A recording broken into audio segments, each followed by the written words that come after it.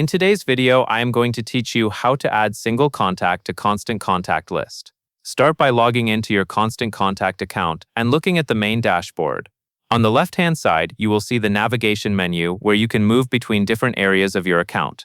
Find and click Contacts. This takes you to your contact management area where you can view existing contacts, search, and add new ones. Next, look to the upper right corner of the Contacts page and click Add Contacts.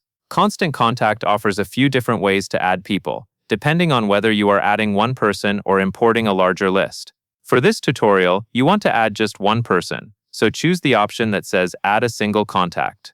Now you will see a form where you can enter the contact information. Begin by typing the email address into the email address field. Be careful to enter it correctly, since this is typically the main identifier Constant Contact uses for a contact. After that, fill in the contact details, such as first name and last name. Add any other details available that you normally use for personalization, like a company name or phone number, but only if you have that information and it is appropriate for your list. The more accurate details you include, the easier it is to segment contacts later and personalize emails. After you enter the basic information, open Advanced Settings. This is where you choose which list you want the contact added to.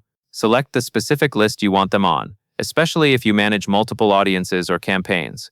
Taking a moment here helps ensure the person receives the right emails going forward.